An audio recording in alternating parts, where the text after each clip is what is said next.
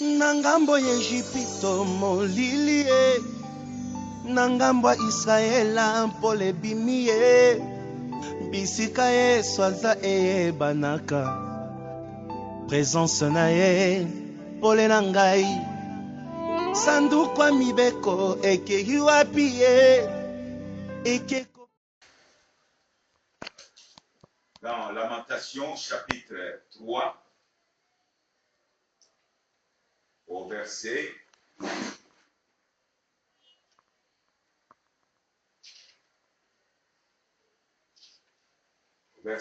19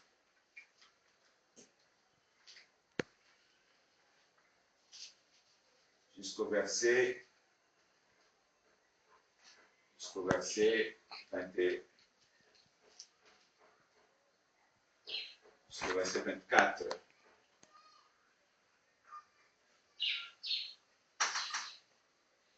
Alors, nous lisons, quand je pense à ma détresse et à ma misère, à l'absinthe et au poison,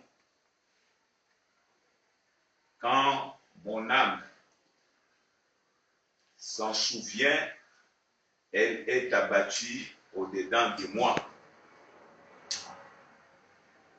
Voici ce que je vais repasser en mon cœur, ce qui me donnera de l'espérance. Les bontés de l'Éternel ne sont pas épuisées. Ses compassions ne sont pas à leur terme. Elles se renouvellent chaque matin. Oh, que ta fidélité est grande. L'Éternel est mon partage, dit mon âme. C'est pourquoi je veux espérer en lui. Au verset 25 même, on nous dit que l'Éternel a de la bonté pour qui espère en lui, pour l'âme qui le cherche. Il est bon d'attendre en silence le secours de l'Éternel. Alors, par la grâce de Dieu, nous allons partager sur la bonté de Dieu pour nous exhorter à toujours placer notre confiance au Seigneur. Alors,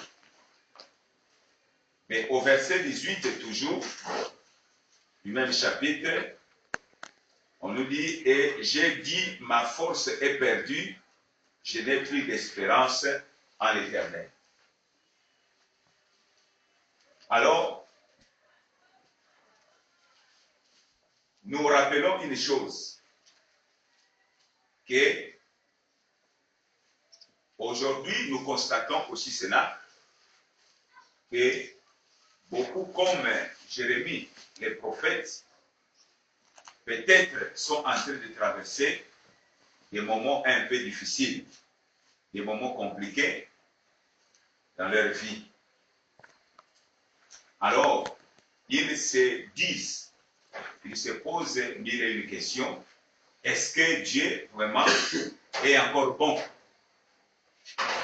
Lorsque nous jetons aussi nos regards autour de nous, nous voyons aussi que le monde ne va pas bien. Conformément à la prophétie, nous vivons cet accomplissement. Nous voyons des famines de gauche à droite, des guerres, des bruits de bottes. Nous voyons que la vie devient compliquée, difficile. Alors, les gens se disent, mais si Dieu est bon, pourquoi il y a des guerres? Pourquoi il y a ceci? Donc, comme le prophète Jérémie, il dit, quand je pense à ma détresse et à ma misère, beaucoup aussi pensent à leur détresse. Comme Israël, ils étaient dans le désert, ils ont crié. On nous dit que dans leur détresse, ils criaient. Une personne qui est en détresse, c'est une personne qui manque un secours, une assistance. Alors, Jérémie aussi a crié. Il a commencé à voir sa détresse. Je ne sais, sa détresse était à quel niveau, ou le niveau de l'abandon dans lequel il se trouvait était à quel niveau, à quel degré. Sa situation s'est compliquée à quel niveau. Mais au moins, il nous dit que quand je pense à ma détresse et à ma misère, à l'absinthe et au poison, bien-aimé dans le Seigneur, quand mon âme s'en souvient, elle est abattue au-dedans de moi. Elle est abattue. Alors, beaucoup aussi sont abattus, sont découragés. Ils se disent que finalement, je ne sais pas, on est venu accompagner les autres sur la terre.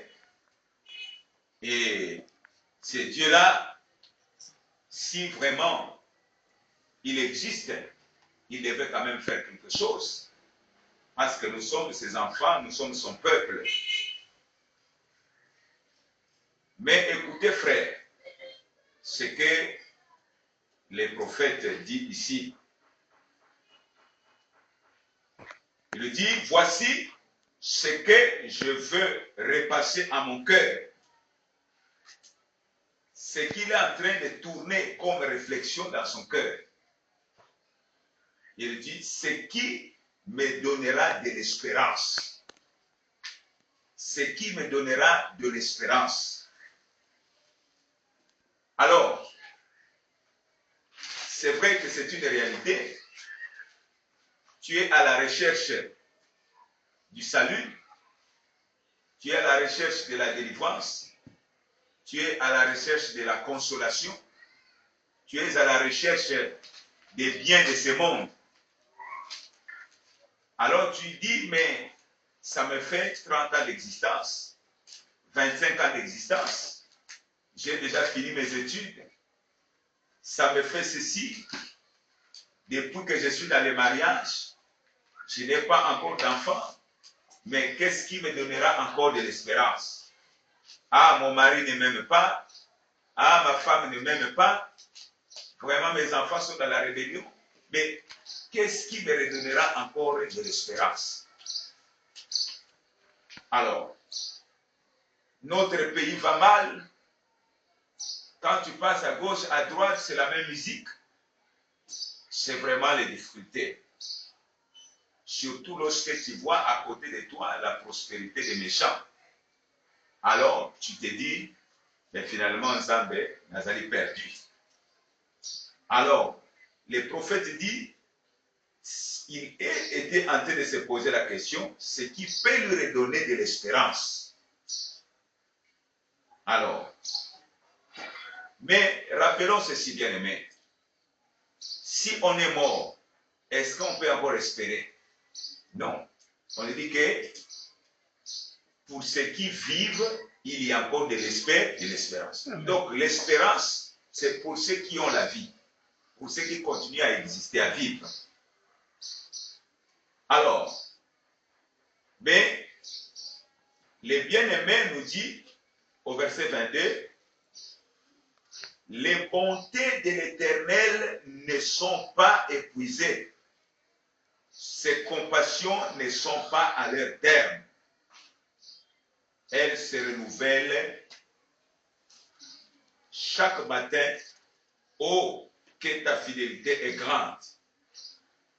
Alors, donc, le prophète Jérémie, dans sa quête de Dieu, dans sa détresse, il a reçu la révélation que pour encore retrouver de l'espérance, de l'espoir pour sa vie, alors on lui dit quelque chose de précieux, que ce n'est que dans les bontés de Dieu où on peut encore retrouver de l'espoir. C'est dans les bontés de Dieu où on peut encore espérer. nous savons, frères, que pour garder l'espoir, il faut être attaché, s'appuyer à ce qui peut nous apporter du bien. Or, nous savons, frère, que si c'est Dieu qui fait du bien, ça veut dire que pour que Dieu puisse intervenir dans notre vie, dans le sens du bien, il faut que nous puissions, en tout cas, faire confiance en Dieu, en ce Dieu bon. Parce qu'il n'y a que lui qui peut intervenir dans ta vie. Il n'y a que lui qui peut intervenir dans notre pays. Il n'y a que lui qui peut intervenir dans notre foyer. Il n'y a que lui qui peut intervenir dans la vie de nos enfants, dans notre travail, dans tout ce que nous sommes en train d'espérer. Il n'y a que lui.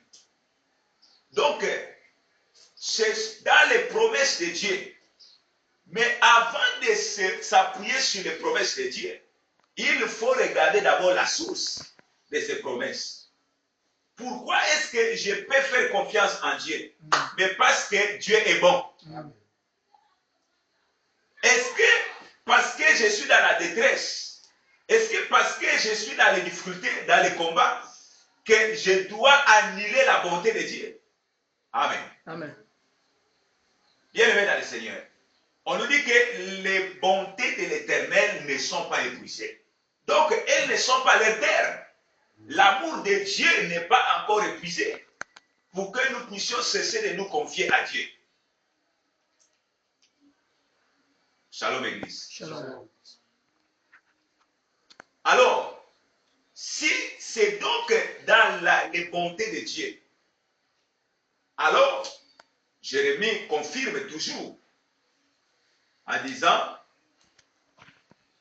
au verset 25, l'Éternel a de la bonté pour qui espère en lui. Dieu soit loué. L'Éternel a de la bonté pour qui espère en lui. C'est-à-dire que personne ne peut aujourd'hui venir te dire que non, ma soeur, mon frère, peuple de Dieu, cessez de faire confiance à Dieu. Parce que ce Dieu-là, aujourd'hui, c'est un Dieu qui n'intervient plus dans la vie des hommes. Alors, si quelqu'un vient te dire ça, il faut simplement reconnaître que ce n'est pas la voie de la vérité.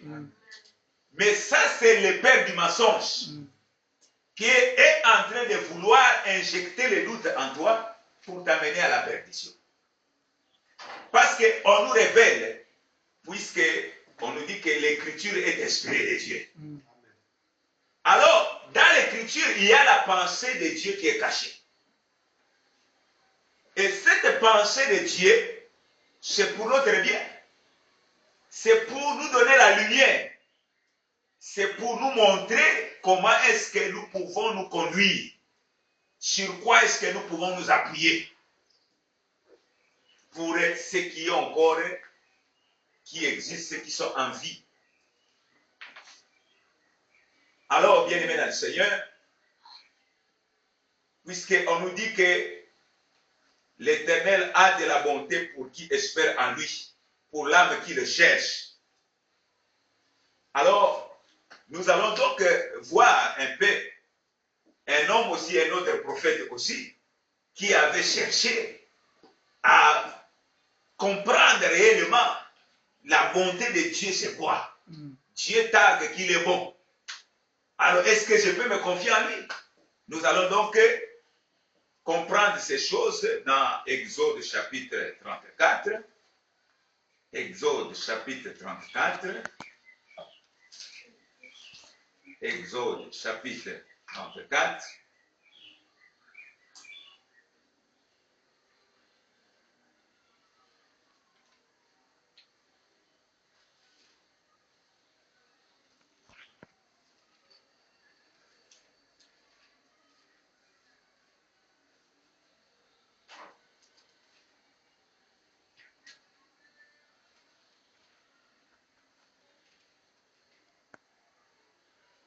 Exode chapitre 34.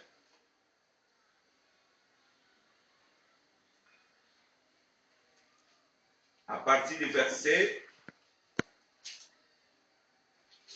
verset 5 jusqu'au verset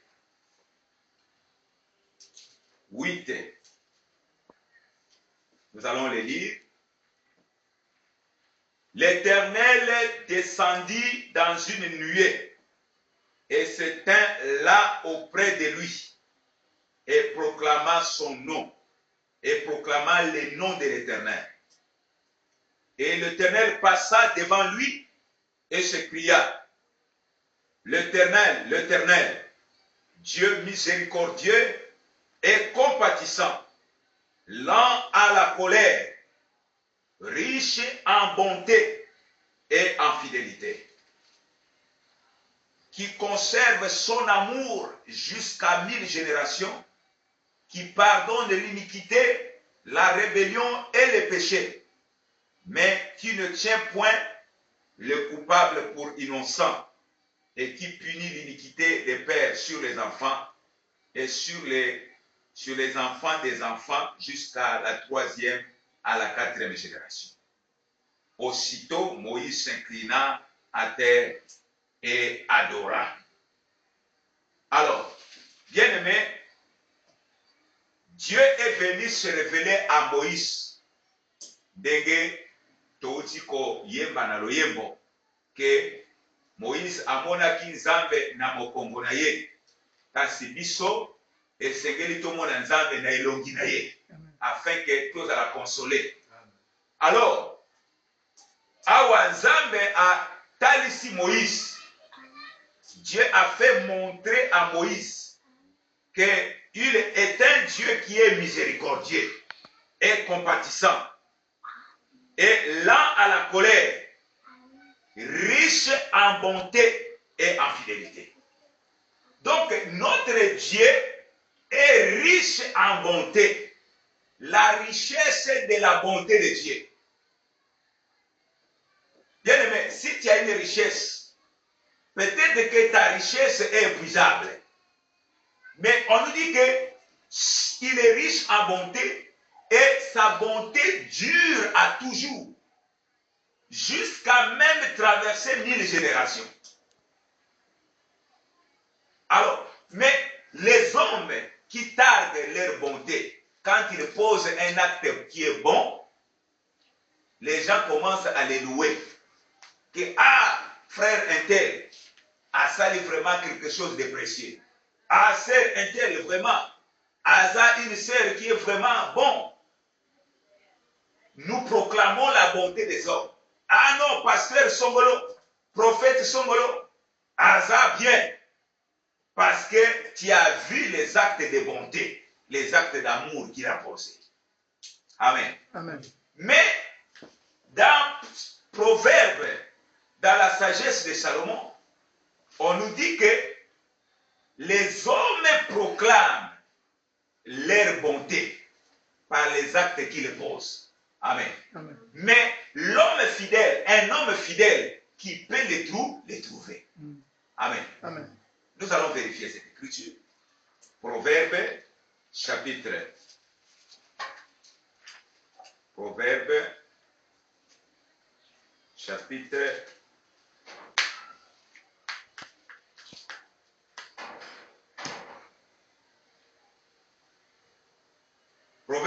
20, verset 6. Proverbe chapitre 20, verset 6, nous lisons: beaucoup de gens proclament leur bonté, mais un homme fidèle, qui les trouvera? Amen. Amen. Beaucoup de gens proclament leur bonté. Amen.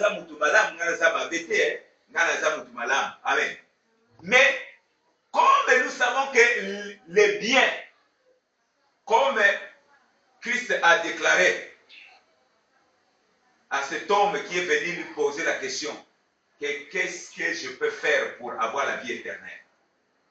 Yesu azolobaye que un seul est bon, c'est Dieu. Donc, la bonté parfaite, nous les retrouvons seulement auprès de Dieu. Mais un homme, quand il pose un acte, il va se glorifier. Soit quand il l'a posé 2 fois, 3 fois, 4 fois, à la 5e fois, quand il arrive là, il n'est plus fidèle. Amen. Amen. C'est-à-dire qu'il commence à dire que j'ai trop fait. Amen. Amen. Amen. Donc, mais la bonté de Dieu et la fidélité de Dieu n'ont pas de terme, frère. Donc, nous ne pouvons pas voir le mal dans la fidélité de Dieu. On ne peut pas juger Dieu pour dire que Nzambe, Dieu est injuste dans ce que tu viens de faire. Amen. Amen. Alors, donc, bien aimé dans le Seigneur, les bontés de Dieu à l'intérieur, nous retrouvons une richesse inépuisable. Donc, tu ne peux pas, le temps ne peut pas limiter les bontés de Dieu. Le temps ne peut pas limiter la fidélité de Dieu. C'est pourquoi Lamentation nous dit que, par le prophète Jérémie, il nous dit que il y a de la bonté pour ceux qui cherchent l'Éternel. Donc, quelle bonté nous retrouvons auprès de Dieu? C'est une richesse inépuisable qui n'a pas de limite. C'est une fidélité inépuisable qui n'a pas de limite. Or, si tu te confies aux hommes, parce que les hommes font du bien, frère, tu seras déçu. Amen. Parce que l'homme n'est jamais fidèle. Il peut commencer, mais quand il est affronté au temps, aux circonstances, il cesse d'être bon, il cesse d'être fidèle. Mais or Dieu, qui est le maître des temps et des circonstances, lui, rien ne peut mettre en cause sa fidélité. Rien ne peut mettre en cause sa bonté. C'est pourquoi, bien aimé dans le Seigneur, quand nous sommes dans la détresse, quand nous sommes dans les combats, quand rien ne semble marcher, quand nous perdons espoir pour notre existence, bien aimé dans le Seigneur, c'est auprès de Dieu, c'est auprès du Seigneur qu'il faut que nous puissions nous réfugier, frère. Parce que pour l'âme qui cherche Dieu, frère, il y a toujours de la bonté. Amen. Mais le problème, c'est de comprendre. Parce que dans la détresse, peut-être que tu es en train de montrer quelque chose qui te pousse à juger Dieu.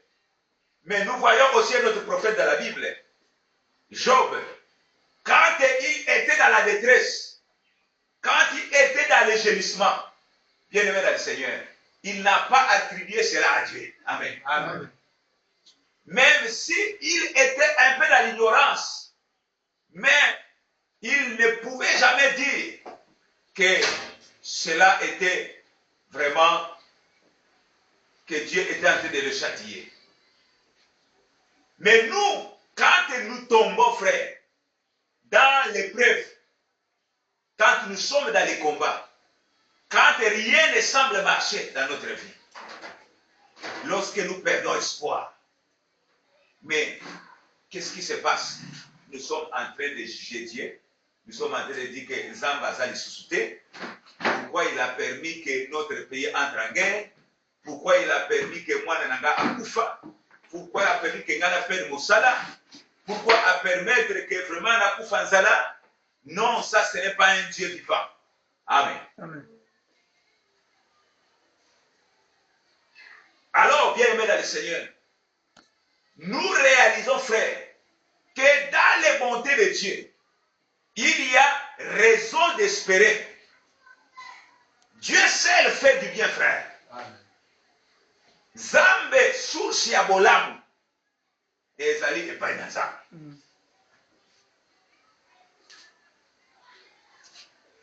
C'est pourquoi je t'exhorte ce matin à ne pas perdre courage. Parce que c'est lui qui nous a fait les promesses. Il est fidèle. Il est écrit ceci, que les projets que j'ai formulés pour vous, ce ne sont pas les projets de malheur, Mais c'est le projet de bonheur, frère. Ça, l'Église doit dire Amen. Amen. C'est le projet de bonheur. C'est-à-dire que le bonheur, nous ne le retrouvons pas ailleurs, frère. Le bonheur, ce n'est qu'auprès de Dieu. L'homme du monde peut nous donner des choses, mais éternellement, il ne peut pas continuer à nous donner les choses. Mais les choses que l'homme de ce monde nous donne, frère, ce ne sont que des choses vaines, des choses temporaires, qui sont limitées par le temps. Oh, Dieu nous donne les choses de ce monde, mais il donne aussi au-delà, frère. Amen. Ce même Dieu peut aussi nous rassasier, frère.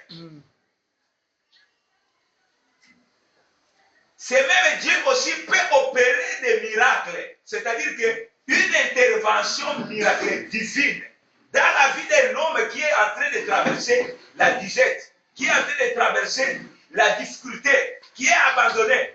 Mais quand Dieu a décidé, selon les plans souverains qu'il a arrêtés dans sa préscience, quand il a décidé de l'exécuter ou de le manifester dans ta vie, bien-aimé dans le Seigneur, le monde entier saura qu'il y a un Dieu vivant dont les bontés ne sont pas encore épuisées.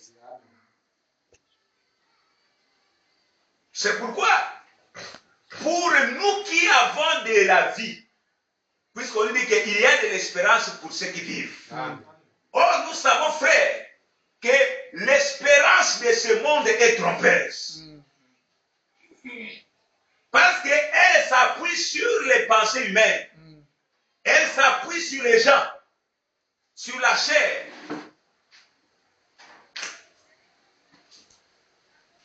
Il est écrit, maudit quiconque se confie à l'homme. Ceux qui prennent appui sur la chair ou qui descendent en Égypte pour trouver le secours. Amen. Amen. Qu'est-ce qu'un homme peut te donner? Qu'est-ce que le diable peut nous donner? Pour mettre notre vie en bonheur ou pour nous introduire dans le bonheur. C'est-à-dire une vie sans souffrance, une vie sans détresse. Amen. Amen. Oh, nous savons, frère, que la détresse dans la vie d'une personne est provoquée par le péché. C'est-à-dire que Dieu est tellement saint, Dieu est tellement infiniment saint, il ne supporte pas le mal, frère. Il ne supporte pas le péché, la souillure.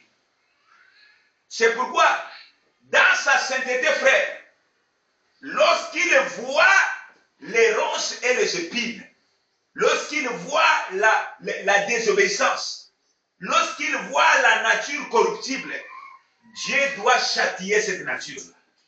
Amen. C'est pourquoi nous voyons une illustration avec Adam, notre ancêtre, celui dont nous avons porté l'image et la ressemblance. Quand Adam était dans le jardin, dans la communion parfaite avec son Dieu, bien aimé, tout lui était favorable, tout lui obéissait.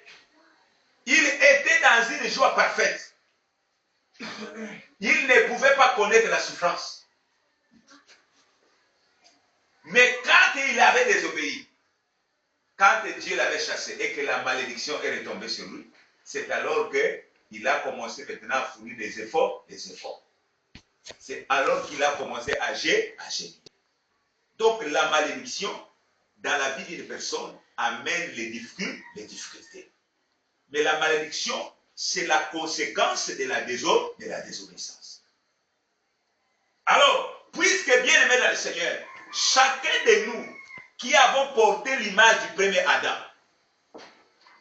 nous sommes tous bien aimés, considérés sous l'empire du péché.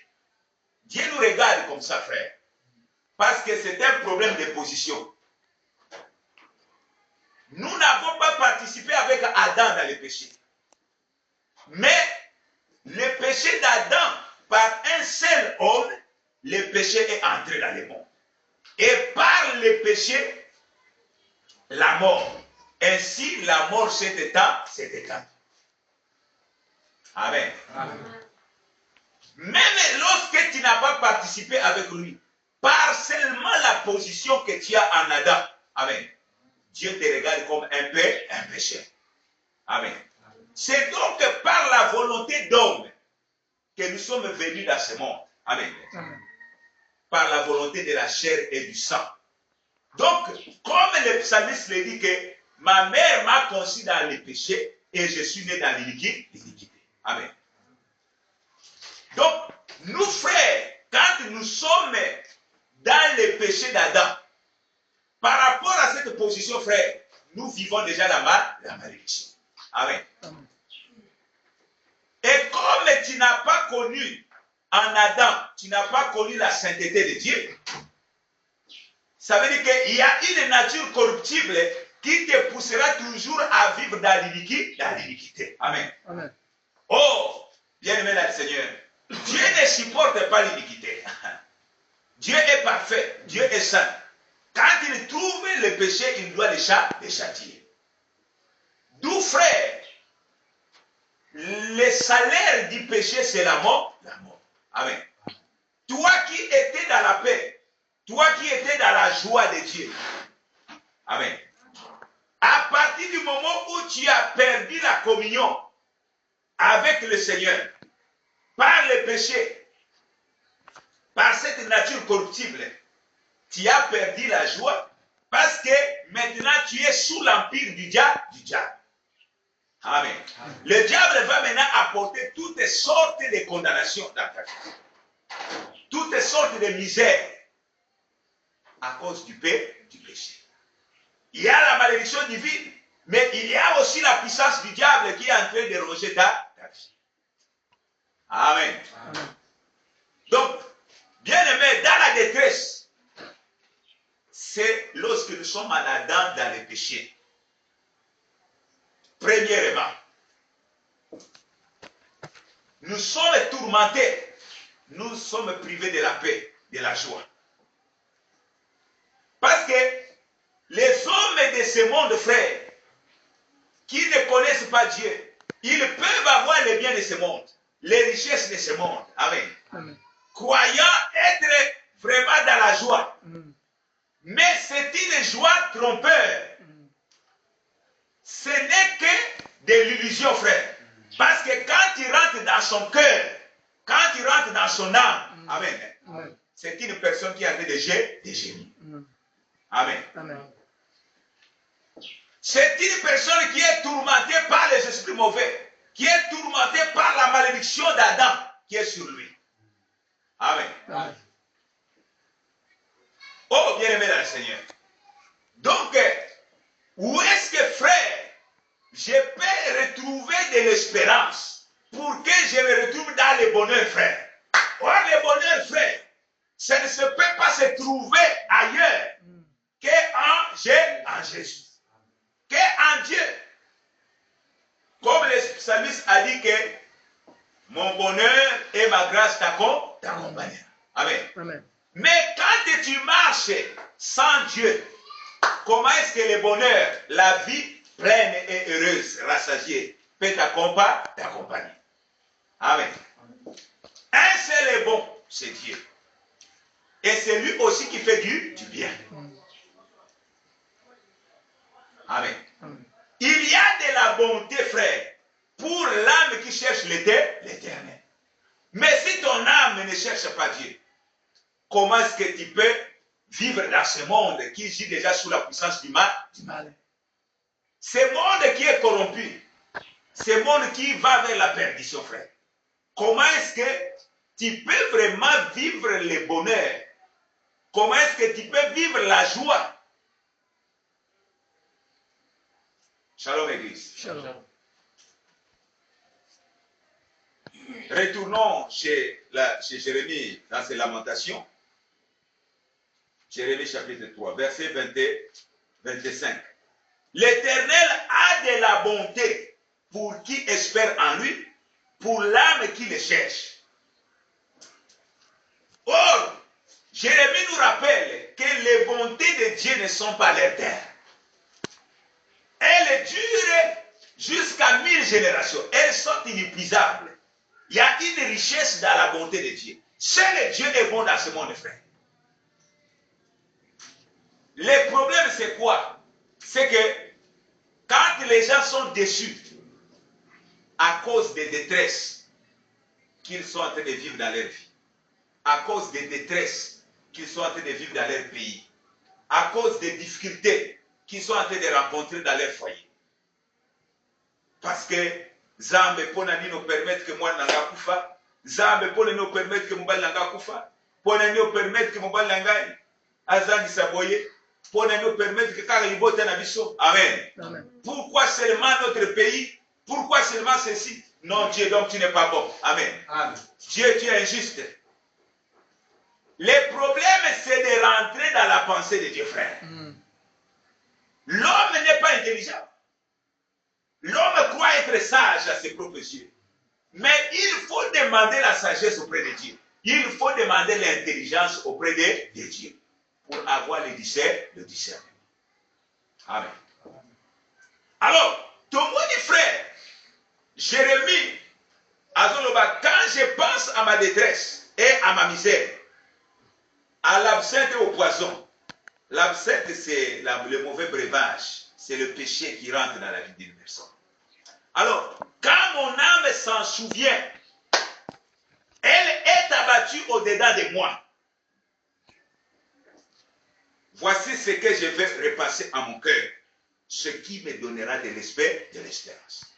Donc nous voyons, frère, que les projets que Dieu a formulés pour Israël, parce que c'est avec Israël que Dieu a préparé le salut devant tous les peuples. Amen. Amen. Salut que Dieu a préparé devant tous les peuples. Nous savons que Dieu avait choisi seulement Israël. Sur la surface de la terre, devant tous les peuples, Dieu s'est choisi un peuple afin de démontrer sa bonté. Amen. Alors, nous aussi, frères, comme ces choses, c'est une illustration, doivent servir d'exemple.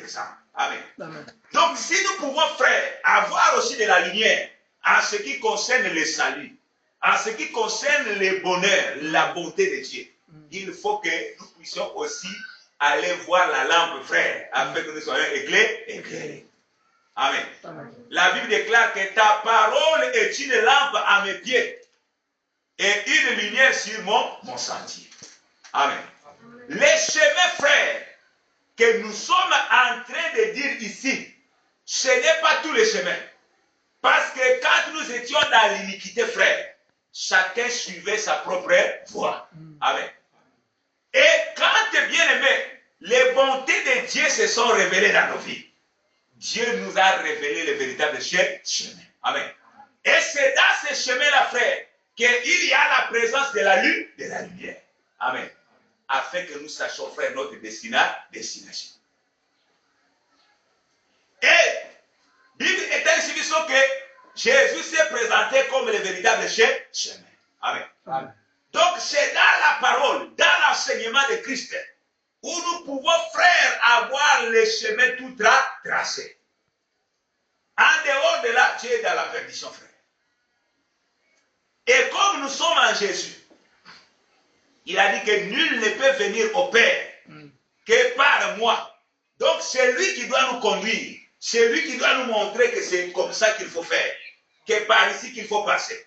Amen. Et nous avons donc besoin de sa lumière. La parole prophétique, c'est une lampe. Pour marcher dans la droiture, dans l'intégrité, frère, nous avons besoin de cette parole prophétique pour nous positionner. Amen. Amen.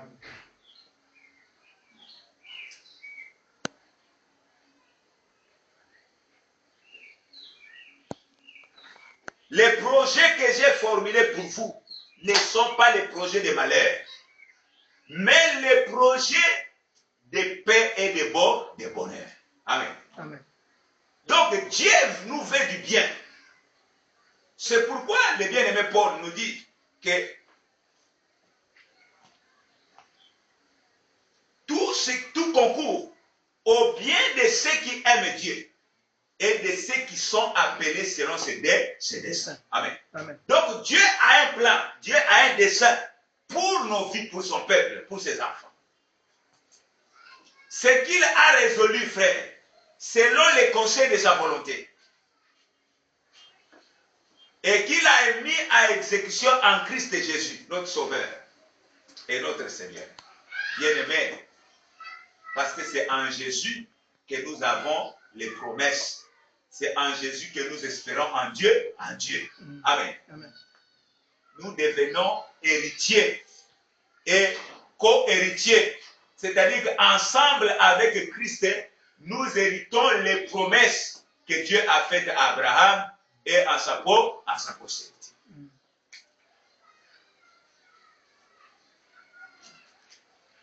Donc, pour voir les desseins de bonheur de Dieu s'accomplir, parce que l'homme qui est bien-aimé dans le Seigneur, en Adam, il est dans la misère, parce que tous ont péché, sont privés de la gloire de Dieu. Alors, maintenant, frère, pour retrouver le bonheur, pour retrouver la paix, pour retrouver bien-aimé dans le Seigneur, l'espérance, nous voyons qu'il nous est dit que Dieu a tant aimé le monde et qu'il nous a donné son Fils. Le bien que Dieu nous a fait, c'est de nous avoir donné son Fils. Amen. Amen. Jésus-Christ, c'est l'expression de l'amour de Dieu, du bonheur de Dieu, frère. Parce qu'il est le tout de Dieu. Il est le centre du bonheur. Le problème, c'est quoi, frère? C'est que si tu es misérable en dehors de Christ, comme le bien-aimé Paul a déclaré, que misérable que je suis, qui me délivrera dans ce corps de péché, dans ce corps d'humiliation. Amen. Amen. Gloire soit rendue à Dieu, au Père, qui nous a donné Jésus-Christ.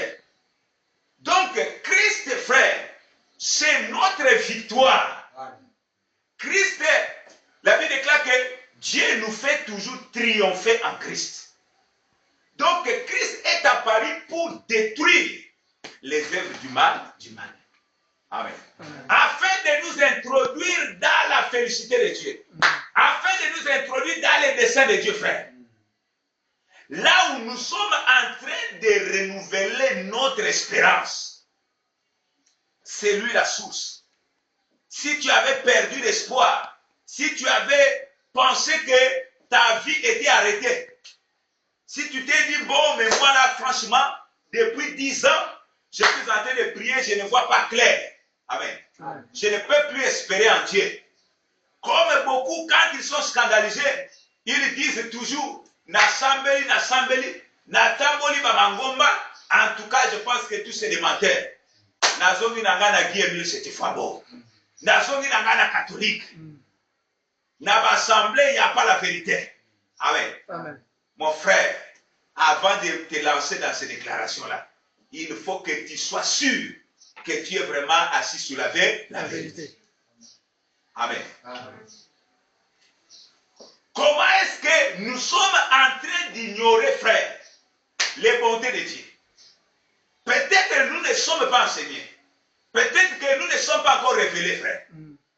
Mais quand Moïse désirait voir les bontés de Dieu, Dieu lui a appris que les bontés de Dieu durent de génération en génération. Ce n'est pas parce que génération il y a 1900 et si tu côté na 2000 que awa nzamba zala ko sala kaka ba ne ya 1000 wana. Amen. Amen. Awa nzamba sala ka lisusu te. Amen. Amen. Tes frères, ça c'est le mensonge du diable. Notre Dieu continue à agir. Amen. Le problème c'est quoi, frère? C'est que il faut tenir compte de la prophétie. Comme le bien-aimé certaine à la parole prophétique. Il faut tenir compte de la prophétie, frère. On n'a pas dit que la prophétie viendra là pour que tu sois un voyant. Comme ça se passe dans les Bishinga, frère. Mais la prophétie, c'est pour que tu puisses en tenir compte. Pour que lorsque tu vis ces événements, ces circonstances dans ta vie, cela puisse servir d'édification, frère. Amen. Amen. Confirmons cela par cette écriture. 1 Corinthiens chapitre 13.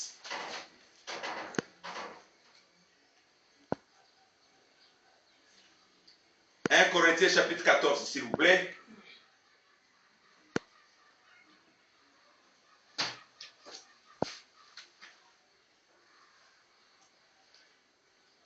Nous lisons au partir du verset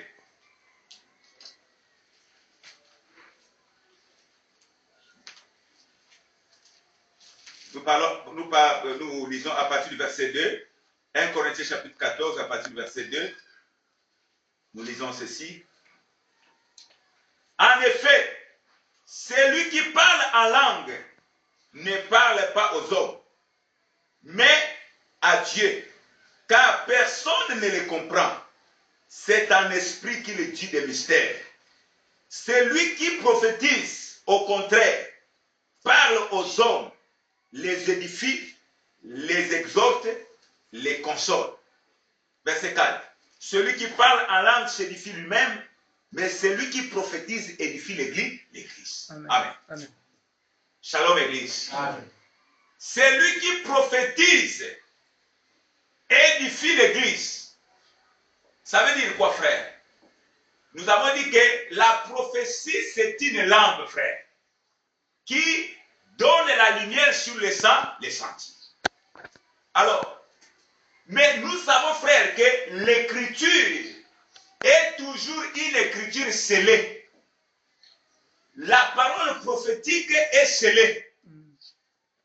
Alors, il faut, frère, qu'il y ait l'onction, qu'il y ait le Saint-Esprit pour donner l'explication à la prophétie de façon que la lumière puisse jaillir. Et que cela puisse donner l'édification à l'Église. C'est pourquoi, quand l'Église est considérée comme le corps, comme la maison, il faut allumer les chandeliers, frère, afin que la lumière du chandelier, qui est les porte-lampes, puisse éclairer la maison. Amen. Amen. Or, frère, la lampe était là, frère, qui est la parole prophétique. La parole des prophètes. Qui avait déjà marqué le temps et les circonstances. Mais le problème, c'est quoi? Pour avoir l'édification maintenant, il faut que l'huile soit mise dans les chandeliers afin que les chandeliers s'allument. Et quand les chandeliers s'allument, à ce moment-là, la maison qui était dans l'obscurité, dans l'ignorance, puisse recevoir maintenant la précision. Amen. Amen. Le problème, c'est celui-là, frère. Pourquoi est-ce qu'un enfant de Dieu qui aujourd'hui a embrassé l'évangile se retrouve dans l'épreuve, mais il n'arrive pas à comprendre pourquoi il est en train de traverser l'épreuve? Parce que pour lui, on lui a dit Dieu est bon. Comme Dieu est bon, mais il ne comprend pas que Dieu est aussi celui qui fait les choses en son temps. Amen. Amen. Donc, pendant qu'il n'arrive pas à attendre le temps de Dieu, il rentre dans la perdition. Il rentre dans le jugement. Il manque de patience. Amen. Amen. Parce que s'il y a un autre problème, c'est quoi? C'est que quand la lumière du chandelier est en train d'éclairer la maison, c'est pour que si toi tu étais dans les ténèbres, que cette lumière-là puisse t'éclairer. Amen. Amen. Puisse éclairer ta vie de façon que tu sortes des ténèbres. Amen. Amen. Pourquoi, frère? Nous disons que l'huile qui est mis dans le chandelier pour apporter la lumière jusqu'au matin. C'est l'huile-là, frère, c'est le Saint-Esprit. Mais qu'est-ce que la prophétie dit par rapport au Saint-Esprit? Amen. La prophétie dit quoi? Allons vérifier la prophétie. Jean chapitre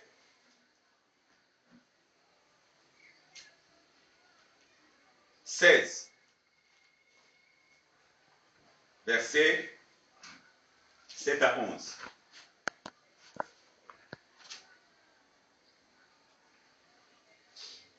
Nous disons, cependant je vous le dis, cependant je vous dis la vérité, il vous est avantageux que je m'en aille, car si je ne m'en vais pas, le consolateur ne viendra pas vers vous. Mais si je m'en vais, je vous l'enverrai. Verset 8. Et quand il sera venu, il convaincra le monde en ce qui concerne le péché, la justice et le jugement. En ce qui concerne le péché, parce qu'il ne croit pas en moi. La justice, parce que je m'en vais au Père et que vous ne me verrez plus. Le jugement, parce que le prince de ce monde est jugé. Amen. Amen. Donc la prophétie nous dit, frère, que quand le Christ, le Sauveur, devait quitter la scène pour retourner dans sa position élevée, il a fait la promesse qu'il nous enverra les consolateurs, un autre consolateur, qui n'est autre que lui-même, mais sous un autre aspect. Amen. Amen. Et quand frère, il a dit aux apôtres, ne vous éloignez pas de Jérusalem, jusqu'à ce que s'accomplisse ce que le Père avait promis. Amen. Celui qui a fait la promesse, c'est Dieu. La promesse de quoi? Qu'il nous enverra un autre consolateur. Amen. Amen. Alors, ces jours-là, frère, 50 jours après le sabbat, plutôt 50 jours après la Pâque, le Saint-Esprit est descendu. La promesse est accomplie. Amen. Amen. Alors, ça veut dire quoi? Le rôle du Saint-Esprit qui apporte la lumière dans la maison. Amen. Amen. Son rôle, c'est quoi, frère? Son rôle, c'est persuader le cœur en ce qui concerne le péché.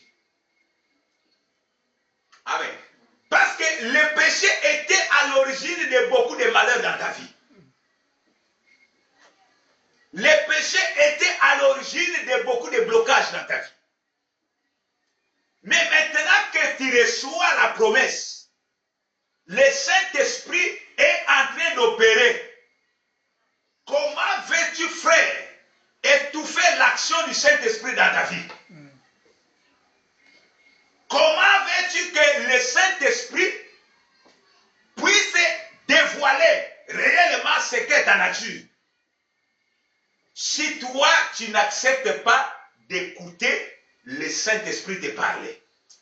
Amen. Amen. Tu vas te compliquer. Amen.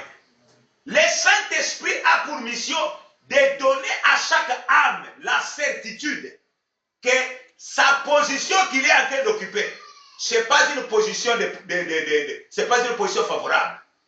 Quand tu es en Adam, tu es encore dans la nature adamique, frère. Ça, c'est une position de défaitiste. C'est-à-dire que le diable nous a vaincus en Adam. Le péché nous a vaincus. Parce que chacun est esclave de ce qui a triomphé de lui. Amen. Mais quand tu es dans la position d'Adam, tu es en Adam, tu es perdu. Mais il faut accepter, le Seigneur doit te révéler que ta position là, c'est une position défavorable. Si tu veux passer dans une position de victoire, il faut que tu acceptes Jésus-Christ, qui est la justice de Dieu, afin que tes péchés ne te soient pas pardonnés. Amen. Amen.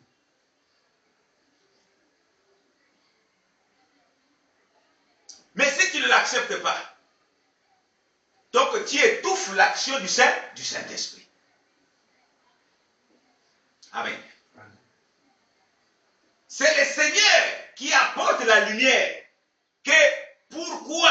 Regardez ce que les Juifs ont dit à Jésus. Cet enfant est né aveugle. Est-ce que c'est le péché de ses parents ou bien ses propres péchés? Amen. Amen. Ça veut dire quoi? Dieu punit l'iniquité des parents sur les enfants, de la première jusqu'à la 4e génération. Amen. Alors, Christ est apparu comme le 4e pour porter l'iniquité de nous tous. Amen. Amen. Ça, c'est ce que dit la Bible, frère. Dans Ésaïe 53, verset, je crois, 6. On nous dit que Dieu a fait retomber sur lui l'iniquité de nous tous. Parce que Dieu, dans sa sainteté, frère, il n'a pas supporté le péché. Il voulait agir pour venir détruire l'homme. Pour venir détruire l'humanité. Mais comme Dieu ne fait jamais quelque chose, sans pourtant révéler son secret à ses prophètes. Amen. Amen. Dieu, avant d'agir, il doit toujours révéler son secret. Pour nous donner le temps de nous repentir. C'est pourquoi, frère, au temps de Noé, au temps de Noah, il voulait détruire le monde, frère. Qu'est-ce qu'il a fait? Il s'est révélé à Noé. Amen. Que ce monde-là est corrompu. Je me répands d'avoir fait l'homme. Parce que tous les jours, son cœur est tourné vers le mal. J'ai arrêté, j'ai résolu de détruire la race humaine. Amen. Amen. Et Nzamba Salango Ayeko se révélait d'abord au prophète Noé. Et donc, on dit, frère, quand il voulait détruire Sodome et Gomorrhe, il ne pouvait pas le faire sans révéler cela à son prophète. Il est venu chez Abraham. Il a dit, je vais aller là. Quand je quitte chez toi, là, je vais là vers Sodome et Gomorrhe. Amen. Parce que l'iniquité qui se trouve là-bas est montée. Et j'ai décidé de détruire. Amen. Amen. Et le Seigneur a dit à Abraham, et Abraham le répliqua, mais s'il se trouve même 50 justes, vas-tu détruire la ville à cause de ces 50 justes? Que si je trouve 50 justes, je ne détruirai pas la vie. Amen. Bien aimé, l'intercession d'Abraham est descendue jusqu'à... Mais peut-être qu'il se trouve seulement un seul juste. Amen. Amen. Or, frère, le juste que Dieu a cherché sur la terre, il n'a pas trouvé, frère. Amen. Mais il a trouvé seulement un seul juste. C'est Yehoshua HaMashiach Shana. Amen. À cause de lui, frère, si tu es en Jésus-Christ, tu ne seras jamais détruit, frère. Amen. Mais tous ceux qui sont en dehors de Jésus, ils seront détruits. Ça, c'est Dieu qui a résolu comme ça, frère. C'est pourquoi nous voyons, frère, que Dieu est bon. Avant qu'il ne détruise le monde, il a cherché un homme. Il cherchait un juste, frère. Mais sur la terre, il n'y avait pas de juste. En Adam, tous étaient pécheurs. Parce que les hommes sont tous sous l'empire du péché d'un seul homme. Amen. Et Dieu est venu, il est descendu, frère, pour montrer sa bonté. Aïe. Écoute ce que le bien-aimé Paul dit. Romains chapitre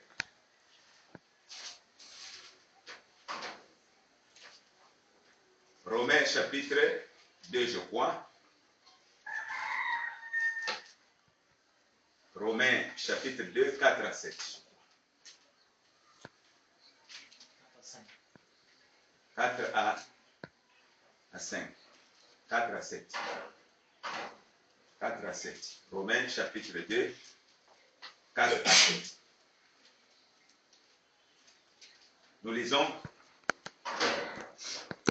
Où méprises-tu les richesses de sa bonté? On peut commencer à partir de 3. Et penses-tu, homme, qui juge ceux qui commettent de telles choses et qui les fait, que tu échapperas au jugement de Dieu?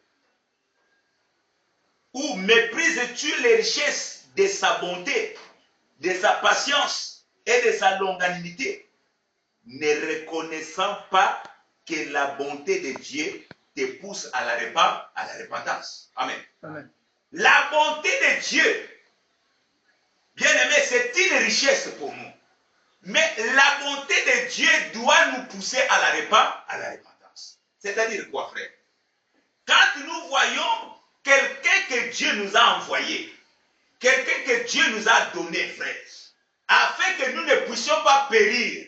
La Bible déclare, car Dieu a tant aimé le monde, et il nous a donné son Fils, afin que quiconque croit en lui, mais qu'il ne périsse pas, qu'il ne soit pas détruit. C'est pourquoi, frère, je me lève pour dire que nous prêchons la bonté de Dieu, mais nous ne montrons pas aussi à l'Église le jugement de Dieu, frère. Amen. La colère de Dieu qui va s'abattre sur tous les rebelles et tous ceux qui ne marchent pas d'une manière digne de l'Évangile.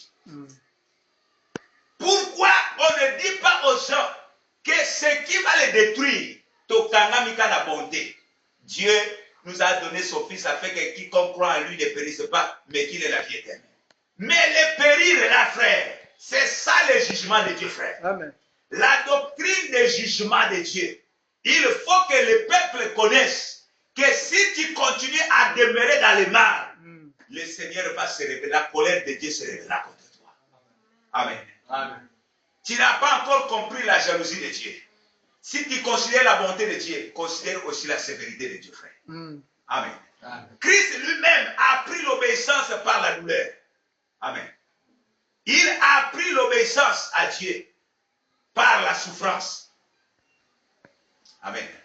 Et yo, bisona yo, ce qui te dit apprendre moi l'obéissance. Comme on dit, enfant, obéissez à vos parents. Amen. Amen. C'est-à-dire que quand Paul dit, Paul est révélé sur l'ordre que Dieu a établi. C'est-à-dire que le Père est plus grand que l'enfant.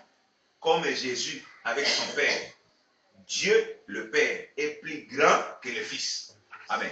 C'est pourquoi on dit que Dieu est le chef de Christ. Amen. Donc, Christ, en tant que Fils, il doit obéir au Père. Amen. Mais l'obéissance de Christ, il l'a même appris par la douleur. Amen. Quand il a porté nos péchés, frères, mais il a souffert. Mais il pouvait rejeter cette coupe-là. Il pouvait refuser la mort. Amen. Amen. Mais il a accepté cela, frère, par amour pour nous. Et par les choses qu'il a souffert, il a appris l'obéissance. On nous dit que jusqu'à la mort de la croix, il est resté fidèle. Amen. Est-ce que nous aussi, frère, quand on voit nos enfants, on leur dit, bon, écoute, toi tu ne dois pas toucher à ceci. Mais quand l'enfant fait la résistance, qu'est-ce que nous appliquons? Nous appliquons la compromission. Amen. C'est-à-dire que Tozo comprendre moi na parce que dans le cœur de l'enfant, il y a de la folie. Amen. Amen. Il n'y a pas la rationalité.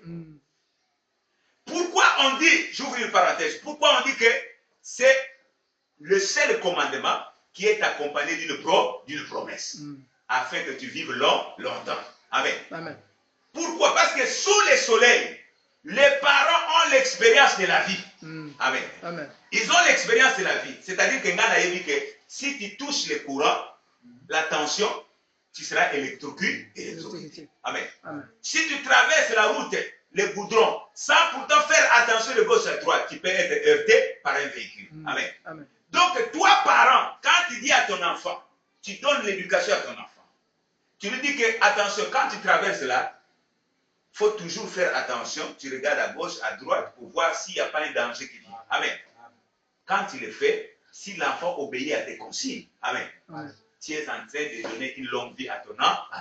Amen. Mais s'il bafoue l'éducation des parents, ça veut dire qu'il va se retrouver dans la merde. Amen. Amen. Soit que non, on a perdu ton enfant dans la rue. Pourquoi? Oh non, les chauffeurs là, mais qu'est-ce que tu avais dit donner comme éducation à ton enfant? Amen. Tu lui as dit quoi? Qu'avant de traverser, il faut faire attention. Mais comme il n'a pas gardé l'enseignement, et voilà comment est-ce que tu perds la vie de là ou sa santé. Donc c'est par la correction que nous, on peut amener à aiguiser un caractère à nos enfants. Mais si nous rentrons dans la compromission, c'est que nous ne sommes pas en train d'aimer nos enfants. Que Dieu nous pardonne, nous les parents, si nous n'observons pas ces lois, ces règles. Amen. On nous dit que la désobéissance est plus coupable que l'idolâtrie. Et la résistance ne l'est pas moins que les thérapies ou la marche. Amen. Quand tu dis à l'enfant, fais ceci, l'enfant est en train de pleurnicher, il fait la résistance. Amen. Viens ici, il fait la résistance. Qu'est-ce que tu fais? On nous dit que la résistance ne l'est pas moins que les thérapies. Amen. Amen. Et la désobéissance est plus coupable que l'idolâtrie. L'enfant te désobéit. Toi, tu dis quoi? Il faut prendre la baguette. Amen. Amen. Parce que c'est par la souffrance, par la douleur qu'on doit apprendre l'obéissance. Amen. Comme Christ lui-même, qui est le modèle, il a pris l'obéissance par la souffrance. Hébreux chapitre 5, je crois, verset 3. Ou 3, verset 5. Bien-aimés dans le Seigneur, les bontés de Dieu ne sont pas épuisées. Aussi, je voulais compléter que, selon l'ordre de Dieu, toute autorité doit mériter une déshonneur. C'est-à-dire, quand on dit honore ton père et ta mère, c'est une autorité que Dieu a établie.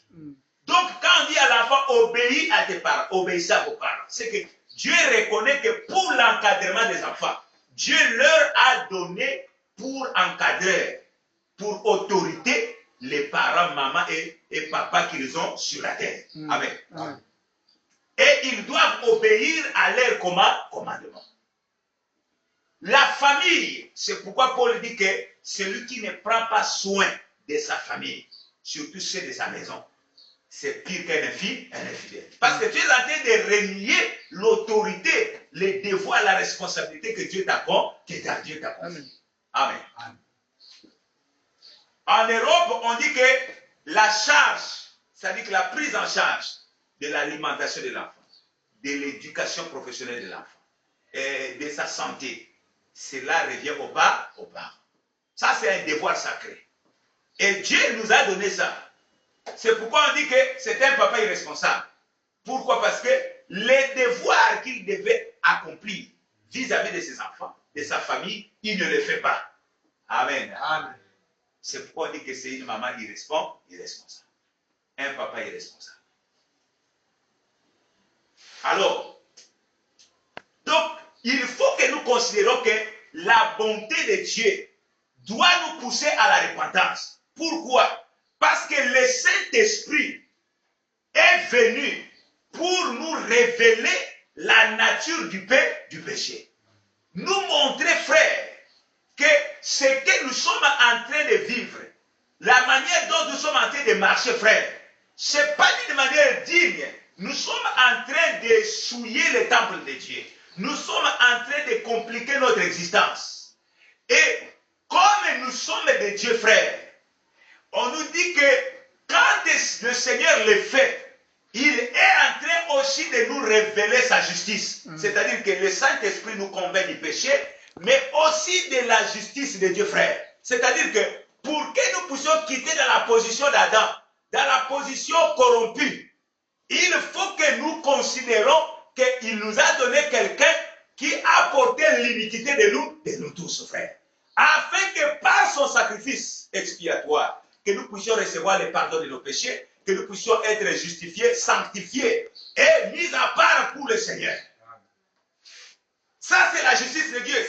C'est par la foi que nous allons atteindre cette justice. C'est pourquoi il dit qu'afin que quiconque croit en lui ne périsse pas, mais qu'il ait la vie éternelle. Donc, si bien aimé dans le Seigneur, nous laissons au Saint-Esprit le soin de nous convaincre, frères. Cela va attrister nos cœurs. Parce qu'on dit que la tristesse, selon Dieu, nous conduit à la repentance. Bien aimé dans le Seigneur, aujourd'hui, beaucoup des enfants de Dieu continuent à tomber. Ils continuent à tomber, mais parce qu'il n'y a pas la repentance en eux, frères. Parce que la repentance selon Dieu conduit, ou la tristesse selon Dieu conduit toujours à une repentance, et une repentance au salut. Amen. Amen. Ça, c'est ce que 2 Corinthiens chapitre 7, versets 7 et 8 et 9, jusqu'à même 11 nous dit. C'est pourquoi nous voyons des gens pleurer. Mobali azoko tumisaye. Moi si azako tumisaye. Na famille na ye azako pleurnicher. Akomukolela. Afani na kati ya beto. Azole. Vraiment libota oyo. Na yibite nzamini na sala. Amen. Mais les pleurs selon le monde ne t'amènera nulle part. Amen. Amen. Amen. Ça va encore te culpabiliser. Mais quand le Seigneur te fait pleurer, parce qu'il t'a révélé ta nature, ton péché, ta situation, amen. Amen. Il te montre aussi la voie du salut. Amen. Il te montre la voie de la consolation, frère. C'est ça la différence. Quand quelqu'un pleure sa détresse, mais comme ce n'est pas selon Dieu, ça veut dire quoi? Comme il n'a pas le Saint-Esprit, pour que le Saint-Esprit l'amène vers Christ qui est le consolateur. Amen. Qu'est-ce qu'il va faire? Il va aller se donner la mort. C'est pourquoi la criminalité, c'est-à-dire que les crimes que nous sommes en train de commettre, les suicides, mais parce qu'il manque le Saint-Esprit. Au lieu qu'il voit sa situation, mais au lieu qu'il aille vers Dieu, pour qu'il reçoive encore de l'espérance, de l'espoir dans sa vie, mais qu'est-ce qu'il fait?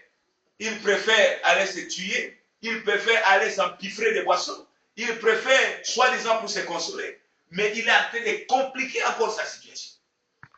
C'est pourquoi nous disons, frère, qu'il y a de la bonté pour l'âme qui cherche l'éternel. Il y a de l'espérance auprès de Dieu, frère, parce que notre Dieu est bon. Amen.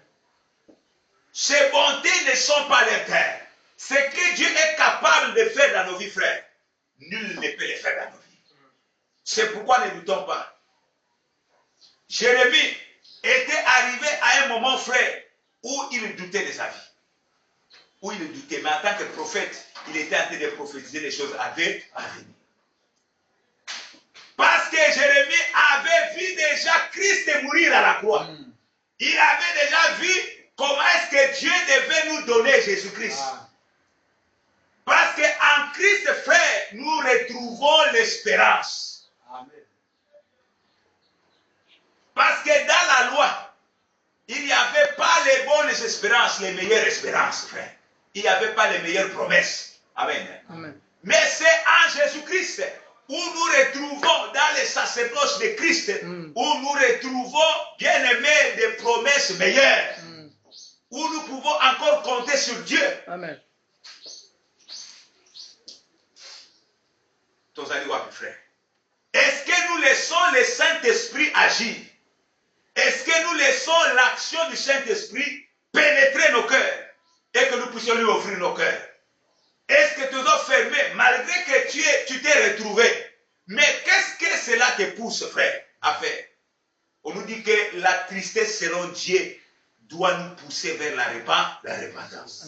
Amen. Parce qu'on considère que Dieu est bon, frère. Ce que Dieu fait, nul ne peut le faire pour nous. En Jésus-Christ, nous retrouvons une joie que le monde ne peut nous donner, frère.